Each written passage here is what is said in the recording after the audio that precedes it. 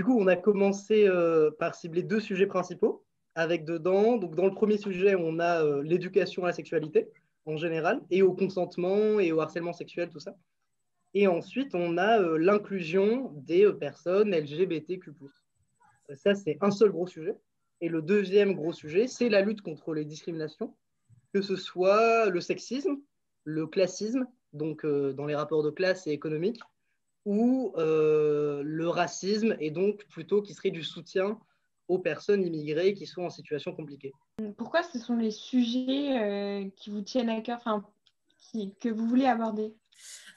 Déjà, pour l'éducation à la sexualité, on pensait que c'était quelque chose qui était vachement important pour comprendre toutes les limites à pas franchir et pouvoir éduquer plus tard nos enfants si on en veut, et que les générations suivantes, déjà la nôtre, soit éduquée, puis pouvoir éduquer les générations suivantes après. Toutes les discriminations, on pensait que c'était important d'en parler aussi, parce que c'est pas des sujets qui sont forcément hyper traités. Il y a certains sujets qui sont pas mal traités, mais il y en a d'autres qui sont un peu mis de côté. Et on pense que c'est important de traiter tous les sujets de la même manière, que ce soit équitable.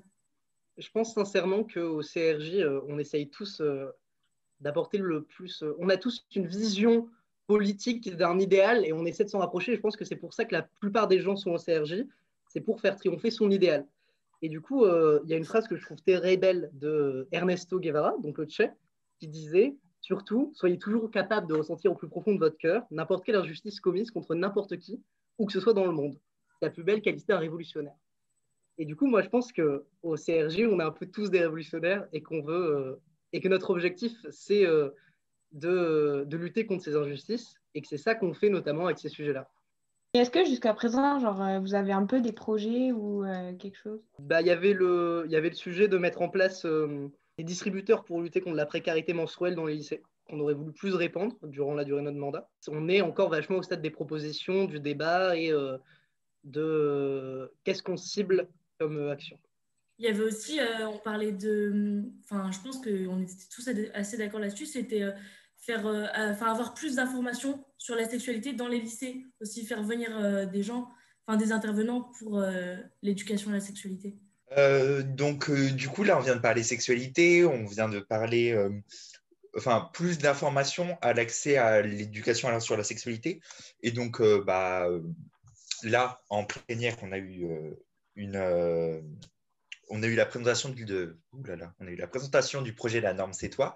Et qu'est-ce que vous en pensez de ce projet? Est-ce qu'il y a des choses à changer? Est-ce que vous voudriez le montrer à votre lycée? Où on parle, vous avez dit, je cite, qu'il faut changer la mentalité et ça passe par l'éducation des jeunes. C'est ce que j'ai compris en tout cas, en résumé. Est-ce que quelqu'un peut confirmer ce que je dis? Oui. Et donc, comment voulez-vous changer la société à travers l'éducation? Par quels moyens? Par l'information, justement. C'est ce qu'on disait tout à l'heure, c'est qu'en informant, plus on a informé, plus on connaît les limites, plus on sait, par exemple, on parlait du viol, plus on sait à partir de quel moment ça va être décrit comme un viol.